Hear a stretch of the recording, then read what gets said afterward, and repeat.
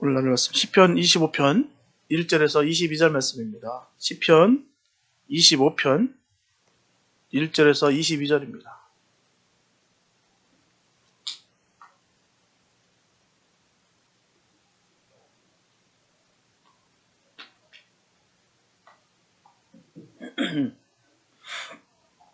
시편 25편 1절에서 22절 말씀입니다. 주님에게 한 말씀 봉독해 올립니다. 여호와여, 나의 영혼이 주를 우러러보나이다. 나의 하나님이여, 내가 주께 의지하였사오니 나로 부끄럽지 않게 하시고 나의 원수로 나를 이기어 개가를 부르지 못하게 하소서. 주를 바라는 자는 수치를 당하지 아니하려니와 무고히 속이는 자는 수치를 당하리이다. 여호와여, 주의 도를 내게 보이시고 주의 길을 내게 가르치소서. 주의 진리로 나를 지도하시고 교훈하소서. 주는 내 구원의 하나님이시니 내가 종일 주를 바라나이다. 여호와여, 주의 긍휼하심과 인자하심이 영원부터 있었사오니 주여 이것을 기억하소서. 여호와여, 내 소시의 죄와 허물을 기억지 마시고 주의 인자하심을 따라 나를 기억하시되 주의 선하심을 인하여 하옵소서. 여호와는 선하시고 정직하시니 그러므로 그 도로 죄인을 교훈하시리로다. 온유한 자를 공의로 지도하시며 온유한 자에게 그 도를 가르치시리로다. 여호와의 모든 길은 그 언약과 증거를 지키는 자에게 인자와 진리이다. 여호와여, 나의 죄악이 중대하오니 주의 이름을 인하여 사하소서. 여호와를 경외하는 자 누구뇨? 그 택할 길을 저에게 가르치시리로다. 저의 영혼은 평안히 거하고 그 자손은 땅을 상속하리로다. 여호와의 친밀함이 경외하는 자에게 있으며 그 언약을 저에게 보이시리로다. 내 눈이 항상 여호와를 앙망하면 내 발을 그물에서 벗어나게 하실 것입니다. 주여, 나는 외롭고 괴롭사오니 내게 돌이키사 나를 긍휼히 여기소서. 내 마음에 근심이 많사오니 나를 곤란해서 끌어내소서. 나의 곤고와 환난을 보시고 내 모든 죄를 사하소서. 내 원수를 보소서. 저희가 많고 나를 심히 미워함이니이다. 내 영혼을 지켜 나를 구원하소서. 내가 주께 피하오니 수치를 당치 말게 하소서. 내가 주를 바라오니 성실과 정직으로 나를 보호하소서. 하나님이여, 이스라엘을 그 모든 환난에서 구속하소서. 여러분들, 믿는 자와 믿지 않는 자의 현저한 차이는 뭐라 생각하십니까? 믿는 자와 믿지 않는 자, 바로 예배를 드리느냐 드리지 않느냐에 다르다는 것입니다. 믿는 자는 예배를 드려요. 왜요? 예배가 소중하기 때문입니다. 모든 일을 하기 전에 예배부터 드린다는 것이죠. 예배를 드린 후에 무슨 일이든지 시작을 합니다. 믿는 자는 예배를 드리지 않고서는 아무것도 할 수가 없어요. 왜요? 예배는 귀하니까. 하나님께 드리는 것이기 때문에 반드시 귀하게 여긴다는 것입니다. 예배를 드리지 않으면 마음이 편하지 않아요. 반면에 믿지 않는 사람도 어떻습니까? 예배를 귀하게 여기지 않습니다. 귀하지 않기 때문에 예배 시간 낭비로 여깁니다. 그래서 예배 빠지는 것을 예사로 여긴다는 거예요. 왜요? 귀하지 않기 때문에. 귀하면, 소중히 여기면 과연 그럴 수 있을까요? 예배를 소중히 여기시는 성도들 되시길 축복합니다. 믿는 자의 기본인 것이죠. 예배는 믿는 성도들의 신앙의 총화라고 할 수가 있습니다. 예배는 기도도 있고요, 찬송이 있습니다. 말씀과 설교가 있어요. 또 헌신도, 헌금도, 친교도, 축복도 있습니다. 그 어느 것 하나도 소중하지 않은 것이 없어요. 다 소중합니다. 그 중에서도 예배에 있어서 가장 중요한 두 가지 요소를 우리가 말한다면 기도와 말씀입니다. 기도 없는 예배는 없어요. 말씀 없는 예배 없습니다. 성도들의 일상생활에서도 항상 끊어지지 말아야 되는 것은 기도와 말씀입니다. 이건 일평생 아는 거예요. 상황과 형편은 상관없습니다. 기도와 말씀은 끊어지지 말아야 되는 거예요. 특별히 기도는 믿는 사람에게 있어서 잠자는 시간에서도 항상 끊이지 말아야 되는 것이 바로 기도입니다. 기도의 주체가 뭐예요? 나의 영혼입니다. 기도의 대상은 누굴까요? 여호와 하나님 되십니다. 기도의 방향은 주님이 계신 곳 하늘입니다. 누가 기도를 드릴까요? 나의 영혼이 기도를 드리는 것입니다. 나의 육체가 기도를 드리는 것이 아니에요. 육체는 육체의 소욕을 따라 기도하고요. 영혼은 영혼의 소욕을 따라서 기도합니다. 기도하는 주체는 나의 육체가 아니에요. 나의 영혼이죠. 나의 영혼이 기도한다고 생각할 때 영혼의 소욕을 따라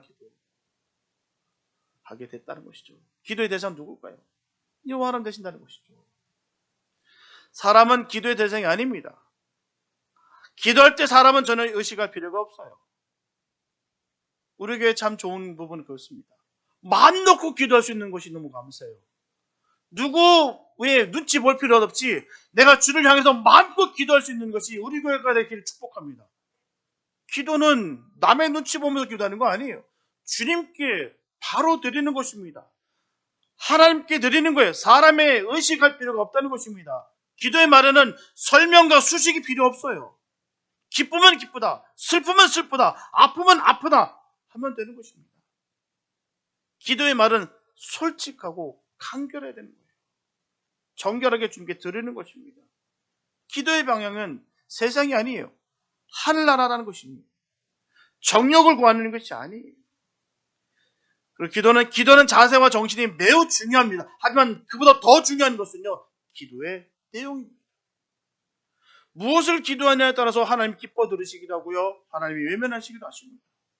무엇을 기도하느냐에 따라서 기도하는 사람의 마음이 평안할 수도 있고요, 기도하고도 뭔가 찝찝하고 불안하고 염려에 쌓일 수도 있다는 것입니다.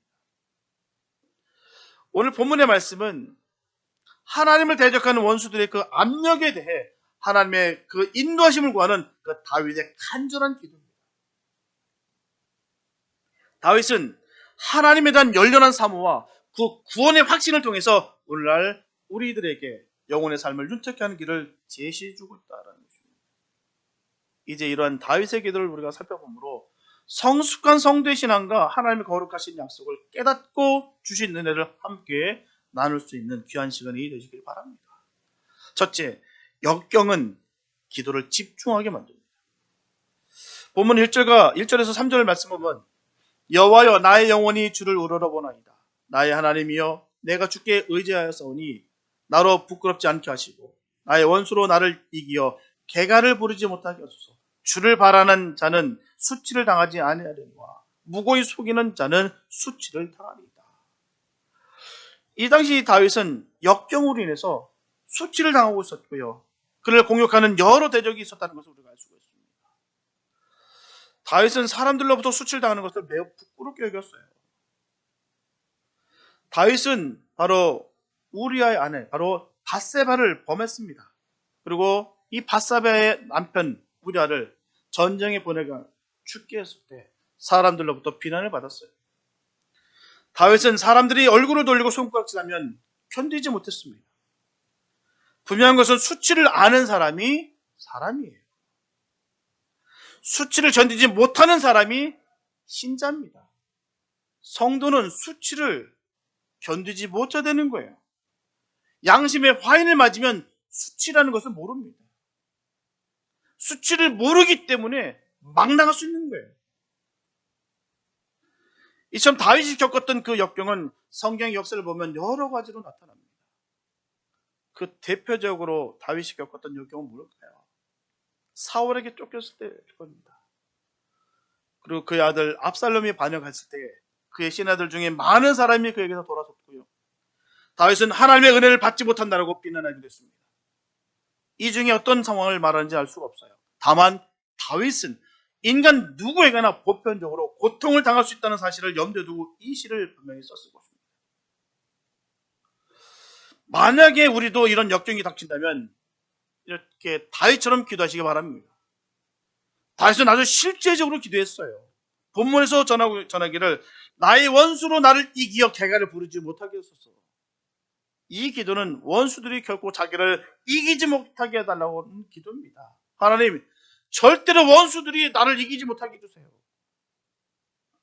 기도는 솔직해야 된다는 것입니다. 대개 우리는 부끄러운 일이 있으면 피합니다. 숨어버려요. 뒤로 물러갑니다. 그럴수록 수치와 고민은 더 깊어진다는 것이죠. 감추고 숨는 것은 결코 해결 방법이 될 수가 없어요. 그러나 부끄러운 일을 회개하고 하나님께 부르짖으면 당당하게 나아갈 수가 있다는 것입니다. 거짓되고 가식적이면 솔직할 수가 없어요. 하나님 앞에 나의 모습을 드러낼 수가 없다는 것입니다. 하나님과 사람 앞에 부끄러운 것이 없게 되면 다윗같이 주여 내 원수를 하여금 대가를 부르지 못하게 하소서 하는 이 기도를 드릴 수가 있다는 것입니다. 특별히 다윗의 시를 보게 되면 그 원수들이 종종 내 하나님이 어디 있느냐라고 조롱하는 것을 우리가 볼 수가 있다는 것이죠. 야, 네 하나님이 어디냐? 오늘날로 말하면 믿지 않는 자들이 믿는 우리를 향해서 네가 열심히 주일교회에 나가고 성경을 읽으면 뭐냐 도대체? 하나님을 찾는 일이 내게 무슨 의미가 있느냐? 라고 조롱하는 것 같다는 것이죠. 넌 안 돼. 넌 반드시 실패할 거야. 네 주제를 알아. 기타 등등 수많은 공격을 그는 받았다는 것입니다. 다윗의 기도는 하나님이 없다고 하는 자들의 생각이 잘못되었고 또한 이들이 자기를 이기지 못하게 해달라고 그는 기도했다는 거예요. 왜요? 하나님이 살아계심을, 하나님의 높임을 그는 늘 찬양하기 때문입니다. 하나님의 사람들이 세상에 짓밟히는 것을 그는 몸부림치면서 주님께 구했다는 것이죠. 그래서 다윗은 이 상황에서 그렇게 밟히는 상황 속에서도 주를 향한 그 믿음을 결코 버리지 않았어요. 주를 바라보는 자는 수치를 당하지 아니하려니와 무고히 속이는 자는 수치를 당하리로다. 이렇게 주를 바라보는 자는 수치를 당하지 아니하고 이유 없이 속이는 자가 오히려 수치를 당하게 할 것이다라고 전했습니다. 여기에 다윗의 믿음을 잘 볼 수가 있어요. 그는 하나님께서 주를 바라보는 자를 결코 외면하지 않으시고 수치를 당하지 않게 하신다라는 것입니다. 이런 다윗의 고백이 그의 관념의 체계 속에 있다는 것이죠. 그의 믿음 속에 뿌리 박혀 있었다는 거예요. 결코 주님을 바라보는 자는 지지 않는다. 주님이 함께하는 자는 결코 승리할 것이다. 그의 믿음이었어요. 넉넉한 형편에서 지금 뭔가 잘 되는 형편 속에서 그렇게 고백하는 것이 아닙니다. 철저하게 고립되고 철저하게 수치 가운데 있을 때 그는 하나님 앞에 당당하게 선포한 것이에요. 주를 바라보는 자 결코 수치당하지 않습니다. 이게 그의 믿음의 고백이었다는 것이죠. 그렇게 해주시라는 그 확신을 가지고 그는 말했다는 것입니다. 때로는 이 믿음과 현실 사이에 갈등이 있는 것이 사실입니다. 너무너무 힘들고 너무너무 복잡하고 모든 게 다 끝장난 것처럼 그렇게 여겨지는 상황 속에 몰아칠 때 참 믿음을 회복받는다는 게 쉽지가 않아요. 많은 사람들이 그걸로 인해 다 무너집니다. 그 가운데서도 끝까지 주님을 믿고 의지하는 그 믿음 가운데 회복되는 것이 주님의 날에 반드시 있을 줄로 믿습니다. 우리의 시의 때에 있는 것이 아니에요. 하나님의 그 시와 때, 하나님의 그 계획하심 가운데 그대로 이루어진다는 사실입니다. 우리는 주님을 믿어야 돼요. 오직 주님을 믿으시기 바랍니다. 찰스 스펄전 목사님은 이 믿음을 우리가 타고 있는 배를 해안에 연결해주는 밧줄과 같다. 이 밧줄을 끌면 우리는 해안으로 접근할 수 있다. 이처럼 믿음은 우리를 하나님과 연결해주는 밧줄이다. 이 믿음이 끊어지면 끝장인 거예요. 아무리 형편이 좋다 할지라도 믿음이 끊어지면 끝장입니다. 아무리 힘들고 어려울 때라도 만약에 그 믿음이 끊어져도 끝장인 거고요. 믿음이 끊어지면 끊어지는 것입니다. 히브리서 6장 19절에 보게 되면 우리가 이 소망이 있는 것은 영혼의 탓 같아서라고 말씀하고 있어요. 여기서 영혼의 탓이라는 것은 바로 예수님이십니다. 주님이시라는 거예요. 그 주님에게 우리가 영혼의 탓을 팍 내려야지 우리가 끌려가지 않습니다. 세상 풍파는 계속 밀어닥쳐요. 우리가 끊어지게 주님과 상관없는 삶을 살 수 있도록 계속해서 파도를, 폭풍우를 계속해서 우리를 흔든다는 사실입니다. 그러나 우리가 그 영혼의 탓을 주님께 온전히 내리게 되면 우리는 승리합니다. 끊어지지 않아요. 예수님께서 만약 우리를 잡아주신다면 아무리 폭풍이 일어날지라도 배가 떠나지 않는다는 거예요. 우리는 분명 안전할 것입니다. 그러면 우리가 어떤 역경 속에 있다 할지라도 절대로 주님을 기도로 놓지 않는다면 우리는 반드시 승리할 줄로 믿습니다. 늘 승리하시기 바랍니다. 예수로 말미암아 늘 승리하시기 바랍니다. 예수 외에는 다른 길이 없어요. 예수님을 통해서 우리가 자존감이 다시 새어나야 되는 거예요.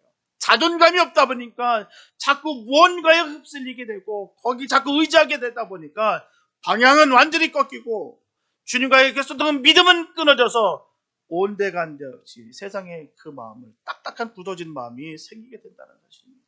우리는 주님 만나는 그날까지 결코 이 믿음이 식어지지 않기를 축복합니다. 믿음의 사람 되시길 축복합니다. 예수님께서 함께 하시는 복된 삶 되시길 축복합니다. 그래서 우리가 그 은혜로, 그 믿음으로 어떤 역경 가운데서도 오직 주님을 집중하며 주의 은혜를 누리며 승리하는 우리가 되기를 예수의 이름으로 축복합니다. 역경은 성도를 성숙하게 만든다는 것이죠. 다윗은 자신이 수치를 당하지 않게 해달라고 기도하면서 그 원인을 외부에 두지 않았습니다. 다른 곳에 핑계대지 않았다는 거예요. 자신을 성찰하기 시작했다는 것입니다. 자신을 봤다는 거예요. 우리 인간에게는 일반적으로 어떤 문제가 발생되면 어떻습니까? 누구 때문인지를 먼저 자꾸 원망하고 불평하기도 합니다. 다 저 사람 때문에 그런 거야. 다 이런 원인 때문에 그런 것이라고 다른 쪽에 자꾸 돌린다는 사실이에요. 그리고 자신의 뜻을 고집합니다. 난 틀리지 않았어. 하지만 참된 하나님의 백성들은 먼저 하나님 앞에서 자신의 모습을 비춰보고 어떤 죄를 지었는지를 돌이켜봅니다. 자신을 본다는 거예요. 그리고 그 고통에 어떤 하나님의 뜻이 배어있는지를 생각하게 됐다는 사실입니다. 분명하게 기억해야 되는 것은 실현과 죄의 값은 다릅니다. 우리가 믿음 생활하면서 꼭 기억하시기 바랍니다. 어떤 것이 실현이고 어떤 것이 죄의 값인지.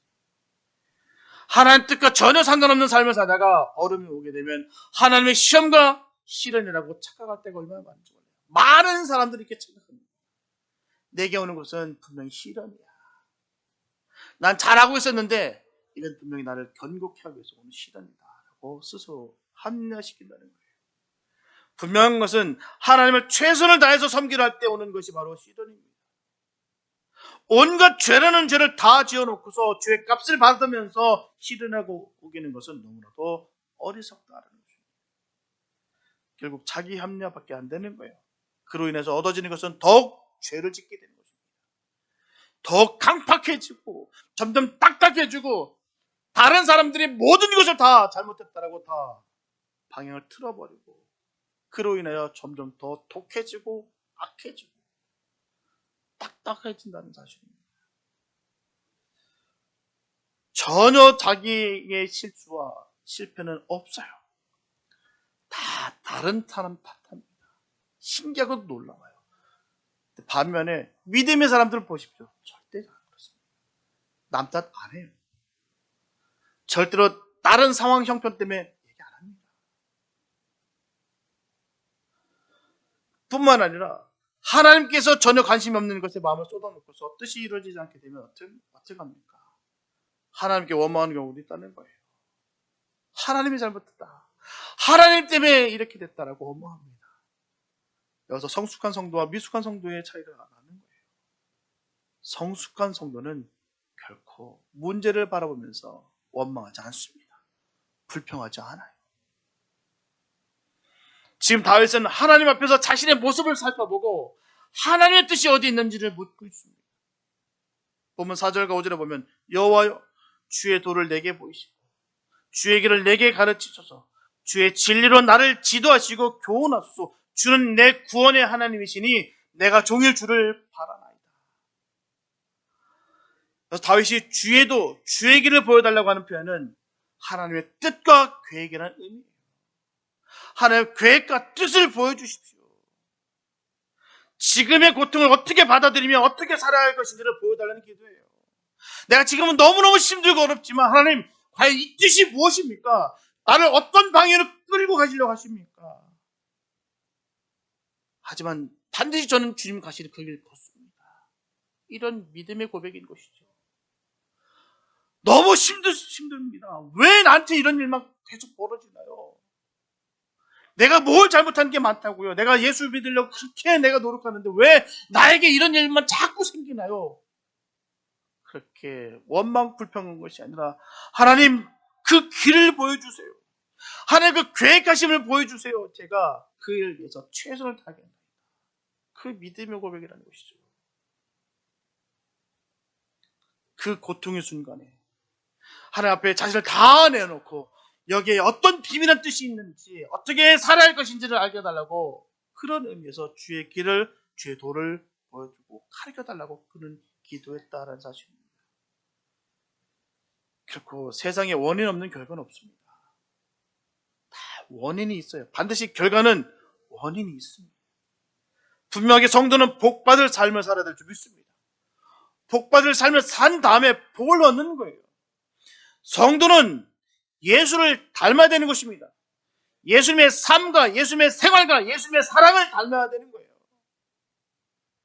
능력만 받기를 원하는 것이 아니라 능력도 받아야 되겠지만 예수님께서 겪으셨던 겪으셨던 그 고난의 길도 함께 걸어가는 거예요. 또한 사랑을 전하는 것입니다. 그게 예수님을 닮아가는 거예요. 이렇게 살아갈 때 진정한 주님으로부터 오는 복을 받는다는 것입니다. 우리의 세상적인 기준에서 복이 아니라 그 하나님께서 한량없이 베풀어 주시는 그 복을 받는 거예요. 지금 내 눈에 보이지 않을 수도 있습니다. 반드시 주님은 그 복을 주십니다. 내가 생각지도 못했던 그 복을 받는다는 거예요. 주님 안에서 우연은 절대로 있을 수가 없습니다. 주님 안에서 우연이 있다는 것은 주님을 무시하는 거예요. 주님이 때로는 실수할 수도 있고 실패할 수도 있다라고 여기는 것이 바로 우연입니다. 그럴 일 없습니다. 하나님의 정확한 섭리 가운데 정확하게 운행되어지는 거예요. 하나님은 실수와 실패가 없으십니다. 그 주님을 온전히 믿으시기 바랍니다. 그 주님을 믿는 자들에게는 반드시 승리뿐인 거예요. 결코 지고 싶어 질 수가 없습니다. 왜요? 우리 주님이 이기셨기 때문에. 그래서 주님의 뜻을 발견하는 것이 믿음과 신앙을 지키는데 너무나도 중요합니다. 이걸 못 보고 이걸 견디지 못하고 이걸 인내치 못해서 믿음 떨어지고 신앙 떨어지는 거예요. 그 마음 갈팡질팡 잡지도 못하다 보니 결국에는 다 떨어지고 믿음의 사람이 아닌 종교인이 되고 내가 받은 은혜가 있었기 때문에 내가 놓지는 못하고 그냥 세상에 다리 하나 걸치고 주님 앞에 다리 하나 걸치는 이런 정함이 없는 믿음 가운데 있는 경우가 얼마나 많은지 몰라요. 주님의 뜻을 발견할 수 있는 복된 은혜가 있기를 축복합니다. 주님의 뜻이 보이면 담대해집니다. 결코 무너지지 않아요. 지금 하는 모든 상황과 형편들, 모든 일정이 다 하나님 계획 가운데, 운행 가운데 있다는 사실을 안다고 한다면 결코 조급하지 않습니다. 하나님만 바라볼 수 있다는 것이죠. 늘 주의 뜻을 바라보시고 믿으시고 승리하시기 바랍니다. 다윗은 하나님의 뜻을 보여달라고 하면서 진리로 나를 지도하시고 교훈하소서라고 전했어요. 여기에 지도하다는 말은 히브리 성경에 인도하다는 뜻입니다. 나를 주님 인도해 주세요. 하나님 나를 주님의 뜻대로 인도해 주세요. 그래서 다윗은 하나님의 그 긍휼하심과 인자하심에 근거해서 자기가 젊을 때 지은 죄를 기억하지 마시고 주의 선하심을 따라 자신을 생각해 달라고 간절히 주님 앞에 기도합니다. 본문 6절과 7절에 보면 여호와의 주의 긍휼하심과 인자하심이 영원부터 있사오니 주여 이것을 기억하옵소서. 여호와여 내 소시에 내 어렸을 때의 죄와 허물을 기억지 마시고 주의 인자하심을 따라 나를 기억하시되 주의 선하심을 인하여 하옵소서. 이런 기도와 함께 다윗은 여호와 하나님께서 선하시기 때문에 가야 할 길을 보여주실 것이다 하는 확신을 고백할 수 있다는 것입니다. 다윗은 회개의 조상이에요. 다윗은 끊임없이 주님 앞에 회개했습니다. 수많은 죄를 지었어요. 다윗이 지은 죄를 보게 되면 결국 그는 용서받지 못할 죄인입니다. 정말 파렴치한 일 수도 있어요. 그런데 그때마다 그는 철저하게 주님 앞에 기도했습니다. 철저하게 회개했어요. 대개 사람들은 어떻습니까? 어릴 때 지은 죄는 그냥 잃어버립니다. 남들도 다 그러니까. 내가 지은 죄는 너무 관대합니다. 나에 대해서 얼마나 그렇게 관대한지 몰라요. 중요하지 생각지 않습니다. 과거는 현재를 비춰보는 거울이에요. 우리의 과거라는 거울은 지난날의 지은 죄로 얼룩져 있다는 것입니다. 죄로 얼룩진 거울로는 현재 자신을 비춰볼 수가 없어요. 부연 그 거울에 얼굴 비춰보십시오. 내 얼굴에 묻어있는 티가 보이는지요? 그냥 블러리하게 보이죠. 형체는 있는데 자세히 보여지지가 않습니다. 그냥 보이는 것이 아니에요. 어린 시절에 지은 죄를 회개하지 않으면 오늘 짓고 있는 죄를 회개할 수가 없습니다. 어린 시절에 지은 죄를 회개한 자라야 오늘 지은 죄를 회개할 수가 있다는 거예요. 다윗은 어릴 때 일을 하나하나 기억하고 하나님 앞에 잘못된 것을 다 회개했습니다. 다윗은 회개함으로 그가 지은 죄는 다 사함을 받았어요. 우리 주님은 회개하는 자의 그 회개를 받아주십니다. 사단의 속삭임은 그거예요. 너는 절대로 회개해도 용서치 못할 것이야. 절대로 너를 이제는 버렸어. 이게 사단의 속삭임인 거예요. 정말 뉘우치고 절절하게 주님 앞에 회개하는 그 회개 주님 받으십니다. 우리의 연약함이 얼마나 연약한지요. 하나님 다시는 죄 안 짓겠습니다. 다시는 하나님 한 번만 용서해 주시면은 다시는 죄 안 짓겠습니다. 그거 똑같이 주십시오. 하나님 똑같이 또 용서하세요. 언제까지요? 끝까지. 이 아들이 돌아올 때까지. 회복될 때까지. 버리지 않습니다. 계속해서 우리는 주님 앞에 회개를 구하는 거예요. 나의 연약함을 주님 앞에 구하는 것입니다. 그러면 주님께서 끝까지 우리를 버리지 않으세요. 회개하고 지은 시는 불후의 명작들이 되었습니다. 시편들 쫙 보십시오. 그가 죄졌다가 회복됐다가 회개해서 주님 앞에 나갈 때 그 시들이 하나님께서 기뻐 받으신 기도가 됐으며 그 시로 인하여 우리의 심령이 새로워지고 있다는 사실입니다. 다윗은 그가 드린 기도 속에 사절을 비는 기도를 빠뜨리지 않았어요. 또 다윗은 자기가 지은 죄의 중대성을 알고 회개했습니다. 이 죄가 얼마나 무서운지를 그는 알았다는 거예요. 죄를 회개하지 않는 사람은 죄의 중대성을 모릅니다. 죄가 얼마나 독하고 죄가 얼마나 무시무시한지를 모른다는 거예요. 그렇기 때문에 죄가 죄인지도 모르고 그렇게 편하게 죄를 짓습니다. 죄가 영혼을 좀먹고 죄가 인생을 파멸로 이끌어간다는 것을 알지 못한다는 거예요. 죄가 형제를 죽이고 나라를 망하게 한다는 것을 모른다는 것입니다. 다윗은 자기가 지은 죄의 중대성을 알았습니다. 이 죄가 얼마나 중한지를 알았다.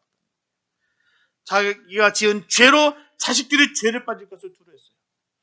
백성들이 실망할 것을 두려워했습니다. 자기가 지은 죄로 인해서 하나님에게 욕이 돌아간다는 것을 두려워했습니다. 죄를 회개하는 자의 마음은 자기보다 하나님의 이름에 욕이 돌아가는 것을 더 두려웠다. 자기 죄로 인해 다른 사람이 죄에 빠질 것을 두려워한다는 것입니다. 저 사람도 죄 짓는데, 저 사람도 했는데, 그게 우리가 되지 않길 바랍니다. 저 목사도 죄 졌는데, 이런 소리 안 들으려고 저는 몸부림을 칩니다. 거짓을 하지 않으려고, 바르게 전하려고, 속이지 않으려고 몸부림을 칩니다. 아무리 내가 피해를 당한다 할지라도, 손해보지 않으려고, 본다 할지라도, 죄 짓지 않으려고 그렇게 노력한다는 것입니다. 그런데도 불구하고 퍽퍽 쓰러지는 것이 접니다. 그게 우리예요. 얼마나 마음이 아픈지. 여러분들도 죄의 중독성을 늘 깨닫고 늘 회개하시기 바랍니다. 주님 앞에 나아가시기 바랍니다. 회개하고 주님 앞에 나아가는 그 주님의 백성들 주님 괄시하지 않습니다. 무시하지 않아요. 이렇게 또 넘어졌습니다. 하나님 또 넘어졌습니다. 라고 계속 나아갈 때도 하나님께서는 버리지 않으세요. 그렇게라도 울며 불며 징징대더라도 주님 앞에 나아가는 그 영혼 주님 더 사랑하십니다. 자기 멋대로 자기의 원하는 대로 자기 소견대로 가는 것을 주님 안타까우시고 결국 그 자식을 버릴 수밖에 없는 상황까지 된다는 사실입니다. 그러나 그래도 못나나 잘났거나 그래도 주님 앞에 징징대고 나가는 그 자식도 주님 보시기 귀하다는 거예요. 우리가 죄의 이 중대성을 깨닫고 죄가 내 안에 엄습하지 않도록 늘 정결하게 또한 정직하게 은혜 가운데 변화시켜달라고 늘 간절히 기도하는 우리가 됐으면 참 좋겠습니다. 우리의 지혜로 오래 심은 것은 안 됩니다. 주님께서 주신 은혜로 능력으로 가능하다는 거예요. 내가 이 죄의 중대성을 깨닫는 그에게 하나님 이 은혜를 베풀어 주신다는 것입니다. 보면 8절에서 10절 말씀 보면 여호와는 선하시고 정직하시니 그러므로 그 도로 죄인을 교훈하시리로다. 온유한 자를 공의로 지도하시며 온유한 자에게 그 도를 가르치시리로다. 여호와의 모든 길은 그 언약과 증거를 지키는 자에게 인자와 진리로다. 여기 온유한 자는 원문의 뜻을 보면 겸손한 자인데요. 역시 이 본문에서 고통의 순간에 자신이 하나님 앞에서 비천하고 낮은 자임을 지나고 하나님의 도움을 구할 때 하나님의 뜻을 보이시며 어떻게 행해야 할 것인지를 알게 하신다는 확신을 가지고 있다는 것입니다. 우리가 주님 앞에 부족한 것을 나타내고 하나님 나는 안 됩니다. 하나님 아니면 난 죽습니다. 간절히 구하는 그에게 하나님께서는 함께 하신다는 거예요. 그에게 길을 보여주시고 그와 함께 하신다는 것입니다. 똑똑하고 잘나서 하나님 쓰시는 거 아니에요. 부족하고 연약할지라도 주님 앞에 크게 매달리는 그 종들을 주님께서 사용하신다는 거예요. 다윗은 여호와께서 인도하시는 길은 하나님의 언약의 말씀을 믿고 지키는 자에게는 항상 인자와 진리로 인도하신다는 확고한 믿음으로 이 고백을 하는 것입니다. 이런 믿음의 고백이 우리에게도 있기 바랍니다. 하나님의 늘 절절하게 구하시기 바랍니다. 하나님 나 같은 죄인 살려주신 것에 감사합니다. 버려도 될 법한 나였는데도 불구하고 하나님 건져주시니 얼마나 감사한지요. 늘 구하는 우리가 됐으면 참 좋겠습니다. 이 사랑을 까먹는 순간 나 정도 되니까 구원해 주시지 이 말이 나오는 거예요. 나는 특별하니까 아니에요. 우리 모두 다 특별합니다. 하나님의 자녀들은 다 특별해요. 왜요? 주님은 피값으로 사셨기 때문입니다. 그래서 특별한 거예요. 나는 부족하다. 나는 연약합니다. 하나님 나를 들어 사용해 주세요. 함께 해주세요. 라고 주님 앞에 간절히 소원을 품고 살아가는 주의 자녀들 주님 함께 하십니다. 우리가 그런 믿음에 고백하는 그런 사람 됐으면 참 좋겠어요. 내 삶 속에 교만을 찾아볼 수 없는 삶이 되시기 바랍니다. 우리의 삶 속에서 주님이 드러나는 삶을 사시길 바랍니다. 주님의 모습이 드러나야죠. 미움, 다툼, 시기, 질투가 어찌 주님의 마음일 수가 있겠습니까? 성령 받은 사람으로서의 어떻게 그런 마음이 나올 수가 있겠냐는 것이죠. 내 육이 자꾸 튀어나올 때마다 괴로워하고 기도할 수 있는 우리가 됐으면 참 좋겠습니다. 완벽한 사람은 있을 수 없어요. 그러나 주님 앞에 무릎 꿇는 우리가 됐으면 참 좋겠어요. 우리 주님은 우리에게 완벽을 구한 적이 한 번도 없습니다. 또 완벽하라고 한 적이 없어요. 온전하라. 그렇게 따라와 달라. 내 사랑, 내 딸아, 내 아들아, 나의 길을 따라와 달라. 그렇게 해서 함께 인도하셨다는 사실입니다. 이 말씀대로 우리가 여러 가지 고통을 당할 때 하나님 앞에서 자신의 존재가 아무것도 아니라는 것을 인식하고 언약의 말씀을 지켜야 한다면 우리가 섬기는 하나님은 다시 고백한 것처럼 인자와 진리로 늘 인도하신다는 것입니다. 이런 믿음의 근거에 다윗은 본문 11절에서 여호와여 나의 죄악이 중대하오니 주의 이름을 인하여 사하소서 이렇게 기도하고 있는 것입니다. 늘 주님 앞에 늘 이런 기도가 있었으면 좋겠어요. 하나님 나를 사하소서 용서하여 주시옵소서. 지금까지 다윗은 어떤 종류의 고통과 어려움인지 알지 못하지만 자신이 수치를 당하지 않고 하나님을 섬기는 일이 헛되지 않게 해달라고 그렇게 기도하고 있어요. 우리를 통해서 하나님 욕먹는 삶이 되지 않게 해달라고 발버둥치는 우리가 됐으면 참 좋겠습니다. 나의 허물을 통해서 시험을 당하지 않는 역사가 있게 달라고 기도했으면 참 좋겠어요. 얼마나 아픈 현실 아니겠습니까? 나의 모습을 통해서, 나의 뒷모습을 통해서 사람들이 아파하고 슬퍼한다면 이 또한 수치가 아니겠습니까? 하나님의 자녀로서는 사랑만 하는 거예요. 견디고 참는 것입니다. 나로 인하여 하나님의 모습이 드러날 수 있도록, 또 나로 인하여 하나님의 이름이 망령되지 않다. 그게 우리의 할 일이라는 것이죠. 믿음의 사람들은 무슨 다윗이 그걸 놓고서 그렇게 울며불며 간절히 하는 것입니다. 사소서, 사소서, 인자함으로 사소서. 이렇게 삶의 모습이 드러나야 주님이 우리를 이끄시고 인도하신다는 사실을 꼭 기억하시기 바랍니다. 우리는 주님의 뜻대로 살아가는 거예요. 주님의 이끄신 대로 가는 것입니다. 다윗은 그 곤경의 순간에 원인을 다른 무엇에 찾기보다는 하나님과 자신의 관계에서 자신을 먼저 성찰했다는 거예요. 다른 곳에서 핑계대지 않았습니다. 다른 원인을 통해서 자꾸 끼워 맞히지 않았다는 거예요. 그것을 보면서 나를 봤다는 것입니다. 연약한 모습들, 허물들을 바라보면서 손가락 찌르는 것이 아니라 저 모습이 바로 나의 모습이지. 그런데도 불구하고 나를 살려주셨구나라는 믿음의 고백이 우리에게 있길 바랍니다. 그게 바로 성찰하는 것, 성숙한 성도의 모습인 것입니다. 혹시라도 하나님 앞에 죄를 범한 일이 있는지를 묻고 죄를 용서해 줄 것을 구하는 것입니다. 그리고 그 상황에서 하나님 뜻이 무엇인지 알지 못하지만 어떻게 살아야 하는지를 인도해달라고 기도하는 거예요. 하나님, 난 모릅니다. 하나님 내 마음 아시죠? 정말 주님 사랑하는 거 아시죠? 육신이 약합니다. 마음은 정말 원입니다. 하나님, 육신이 약합니다. 하나님, 나를 인도해 주세요.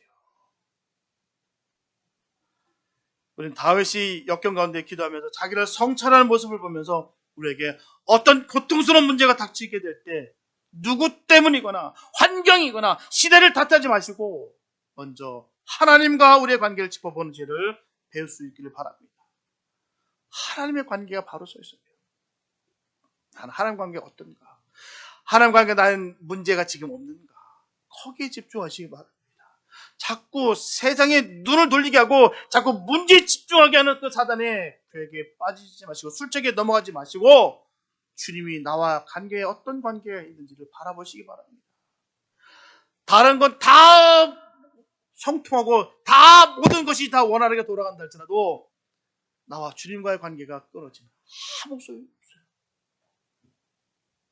나와 주님과의 관계가 중요하다는 것입니다. 다른 곳에서 자꾸 원망과 불평을 보지 마시고 주님을 바라보시기 바랍니다. 이런 상황을 통해서 나에게 주시는 메시지가 무엇인지를 깨닫는 우리가 됐으면 참 좋겠습니다. 하나님은 그 모든 현실과 상황 속에서 우리에게 말씀하고 계세요. 우리가 어떻게 되기를 원한다. 내 사랑, 내 딸아, 내 사랑, 내 아들아, 너는 어떻게 되기를 원한다. 계속해서 우리에게 전하고 계신다는 사실입니다. 남 탓하고 또 환경 탓하면 결코 하나님의 그 기쁘신 뜻을 절대로 발견할 수가 없습니다. 이 상황에서 하나님 뜻이 어디에 있는지를 묻고 하나님이 인도해 주시기를 기도하는 법을 먼저 배워야 될 줄 믿습니다. 하나님 뜻을 깨닫고 하나님 뜻에 따라 힘차게 달려갈 수 있는 복된 삶 되시기를 예수의 이름으로 축복합니다. 셋째, 역경은 성도의 믿음이 커지게 만듭니다. 다윗은 지금까지 자신을 하나님 앞에 살펴보면서 자신의 믿음을 고백하고 있습니다. 그 믿음은 수학적인 질문을 하고 그 질문에 대한 대답을 함으로 말미암아 믿음을 고백하고 있었어요. 먼저 본문 12절의 질문을 보게 되면 여호와를 경외하는 자 누구냐?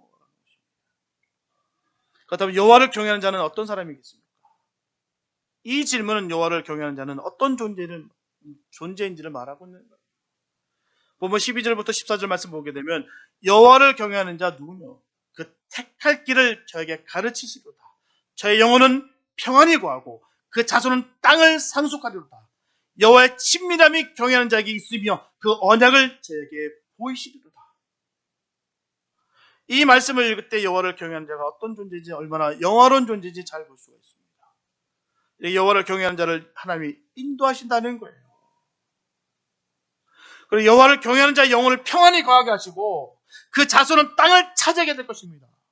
이 땅은 물론 이 세상의 축복도 말하는 것이겠지만 영혼은 하나님 나라도 포함되는 거예요. 그리고 여호와를 경외하는 친밀함이 있을 것이다 했어요. 분명하게 여호와를 경외하는 자에게 하나님께서 말씀하시고 교제하십니다. 그리고 가장 중요한 것은 그 언약을 저에게 보이신다라는 것입니다. 여기서 보인다는 말은 히브리 언어로 야다라고 하는데 경험하다, 체험하다, 교제하다라는 뜻입니다. 좀 야한 얘기예요. 내 몸으로 느낀다는 거예요. 이 뜻은 여호와를 경외하는 자에게 하나님과 맺은 언약 관계를 체험하고 알게 해주시겠다는 거예요. 그 비밀을 깨닫는 우리가 되길 축복합니다. 누가 얘기해줘서 아니라 하나님께로부터 그 비밀을 깨닫는 자 되길 원합니다. 우리에게 평안함을 주시고 안전함을 주시고 은혜를 주시는 그 은혜가 넘치길 축복합니다. 여호와를 경외하는 자들에게 주신다고 했었죠. 그 은혜가 있길 바랍니다. 다들 말세지 말이라고 합니다. 그런데 문제는요, 자꾸 공포를 심어줘요. 두려움을 심어줍니다. 아니에요. 여호와를 경외하는 자는 평안함이 옵니다. 안전함이 오는 거예요. 그 나라, 그 의를 구하는 그들에게 더하게 주신다는 그 은혜가 임하게 되는 것입니다. 속지 마시기 바랍니다. 두려움, 공포, 사단이 주는 거예요. 사단은 하나님 앞에 아무것도 안 존재. 믿으시기 바랍니다. 우리 자꾸 이걸 속을 때가 있어요. 사단이 무슨 거대한 힘을 조성해서 전 세계를 꽉 틀어잡아서 하나님과 대립할 수 있는 그런 엄청난 존재인 것처럼 그렇게 포장하고 위장합니다. 사단은요, 하나님 앞에 밟힙니다. 아무것도 아닌 존재예요. 여호와를 경외하는 자들에게 하나님께서 선물로 인도해 주신다고 했어요. 그 인도하심 받으시기 바랍니다. 평안함이 있기 바랍니다. 내 눈앞에 박살난 것 같고 끝장난 것 같이 보이는 이런 상황, 그 상황 속에서 핑계거리를 찾고 원망거리를 찾고 다른 쪽에 시선을 돌릴 것이 아니라 하나님의 말씀 가운데 회복되고 여러 경향으로 말미암아 주님께서 주신 그 강건함을 받는 은혜가 있기를 축복합니다. 하나님께서 우리에게 약속하셨어요. 저는 이 말씀을 믿습니다. 모든 것을 이 맺은 언약 관계를 체험하고 알게 해주시겠다는 거예요. 늘 체험했으면 좋겠어요. 하나님 말씀이 내 말에 부딪혀서 늘 기쁨이 충만했으면 참 좋겠습니다. 세상이 줄 수 없는 그 기쁨으로 은혜가 늘 넘쳤으면 좋겠어요. 기도할 때마다 찬양할 때마다 기쁨이 주체 못해서 정말 찬양할 때마다 터지는 그 기쁨이, 기도할 때마다 터지는 그 은혜가 우리 가운데 넘치길 축복합니다. 이게 바로 은혜 받은 사람들의 모습이에요. 이게 여호와를 경외하는 자들에게 주시는 귀한 주님의 선물입니다. 그 선물을 받게 되시 축복합니다. 출애굽기 19장 5절과 6절을 보게 되면 세계가 다 내게 속하였나니 너희가 내 말을 잘 듣고 내 언약을 지키면 너희는 열국 중에서 내 소유가 되겠고 너희가 내게 대하여 제사장 나라가 되며 거룩한 백성이 되리라. 너는 이 말을 이스라엘 자손에게 고할지니라. 이스라엘이 바로 우리입니다. 바로 주님의 백성이에요. 이 뜻을 꼭 기억하시기 바랍니다. 우리는 주님께서 피값으로 산 주의 자녀예요. 어느 누구도 우리를 해할 수가 없습니다. 사단은 우리 머리털 하나 꺾지 못합니다. 하나님자는 하나님께서 책임져 주세요.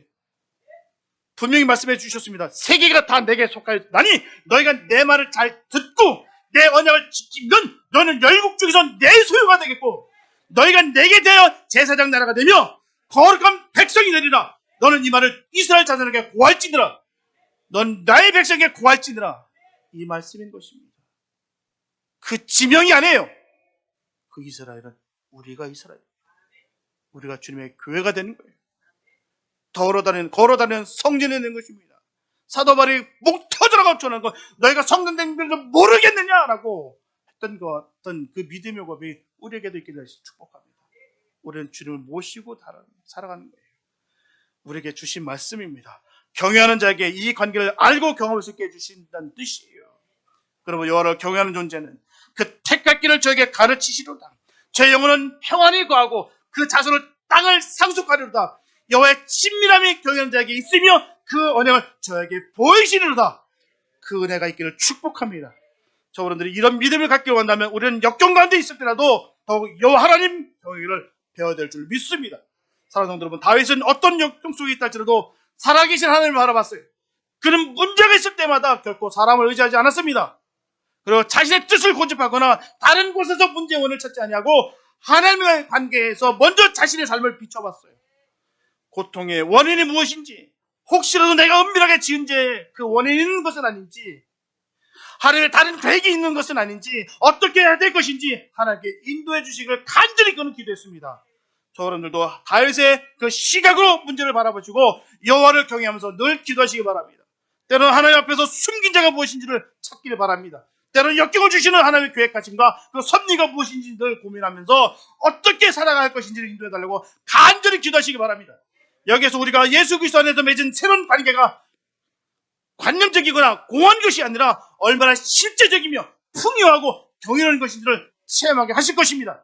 그런 주님의 인격적인 만남을 통해서 역경이 감사와 감격으로 바뀌는 축복이 있으시기를 예수님의 이름으로 축원합니다. 기도합니다.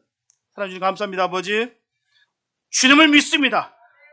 우리를 건전해 주시고 주의 자녀 삼아 주시고 승리케 하실 것을 믿습니다. 하나님, 그 거룩하신 이름을 붙잡고 나아가오니 우리에게는 늘 승리뿐 있게 하여 주시옵소서. 어둠의 권세가 우리를 조금도 붙잡지 아니하도록 주님께서 강력하게 인도하여 주시옵소서. 막아주시옵소서. 승리케 하여 주시옵소서. 하나님의 거룩한 이름을 붙잡고 나아가오니 하나님, 우리에게는 승리뿐입니다. 주의 크신 은혜가 임하게 하여 주시옵소서. 오직 주님만 바라보게 하여 주시옵소서. 주의 크신 능력이 우리의 삶 가운데 그대로 임하게 하여 주시옵소서. 주의 크신 뜻이 우리의 삶 가운데 온전히 이루어질 줄 믿사옵고 우리를 원하신 예수님의 이름이 되었습니다.